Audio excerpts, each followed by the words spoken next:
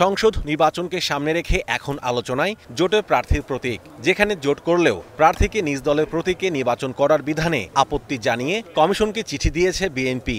এছাড়া ভোট গ্রহণ কর্মকর্তা হিসেবে ইসলামী ব্যাংকসহ কয়েকটি প্রতিষ্ঠানের কর্মীদের নিয়ে আপত্তি দলটির। এমন বাস্তবতায় মঙ্গলবার আগারগাঁওয়ে নির্বাচন ভবনে ইসির সঙ্গে বৈঠকে জামাত নেতারা। প্রধান নির্বাচন কমিশনার এএমএম নাসির উদ্দিনের সঙ্গে বৈঠকে বসেন জামাতের সেক্রেটারি জেনারেল মিয়া গোলাম পরোয়ারের নেতৃত্বে 7 সদস্যের প্রতিনিধি দল। এ সময় অন্যান্য নির্বাচন কমিশনাররা উপস্থিত ছিলেন। প্রায় 2 ঘণ্টাব্যাপী বৈঠক শেষে জামাত জানান, নির্বাচন সুষ্ঠু করতে ইসিকে 18 দফা সুপারিশ দেওয়া হয়েছে। স্পেশালি আমরা 18টা দফার মধ্যে গণভোটকে জাতীয় নির্বাচনের আগে করতে হবে এবং সেটা আগামী নভেম্বরেই এই নির্বাচনটা সম্পন্ন করতে হবে। একই দিনে ভোট হলে নির্বাচন কেন্দ্রে সহিংসতা হতে পারে, 2-4টা কেন্দ্রে ভোট বন্ধ হতে পারে। তো জাতীয় নির্বাচন প্রতীক প্রার্থীর দ্বন্দ্বে ভোট বন্ধ হলে তাহলে গণভোটের দশাটা কী হবে? একই দিনেই তো ভোট হবে, একই কেন্দ্রেই তো হবে, একই ভেন্যুতেই তো হবে, ভোট কাস্টিং কমে যাবে।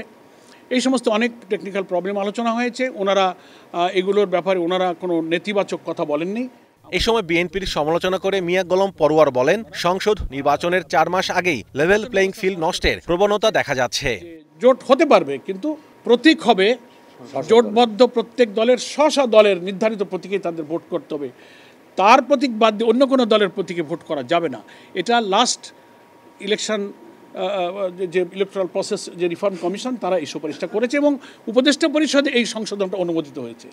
এটা হওয়ার পরেও আমরা দেখলাম গত সম্ভবত 25 তারিখে একটি দলের পক্ষ থেকে এসে এটাকে আবার সংশোধন করার জন্য বলা হয়েছে, এটাকে আপত্তি জানানো হয়েছে। খুব বিস্ময়ের সাথে আজকে চিফ কমিশনারকে বলেছি যে লেভেল প্লেইং ফিল্ড ভঙ্গ হওয়ার এর চেয়ে আর মানে কি বলবো ন্যাকেট উদাহরণ আর কী হতে পারে? যে এটা একটা কমিশনের সিদ্ধান্ত, উপদেষ্টা পরিষদের সিদ্ধান্ত সংশোধন হয়ে গেছে, তারপরে কি একজন উপদেষ্টা একটা দলের নেতার সাথে জেন্টেলম্যান এগ্রিমেন্ট করতে পারে সেটা সংশোধনের ব্যাপারে, যেগুলো এত পলিটিক্যাল পার্টির সাথে জড়িত, জাতির সাথে জড়িত, সুষ্ঠু ভোটের সাথে জড়িত?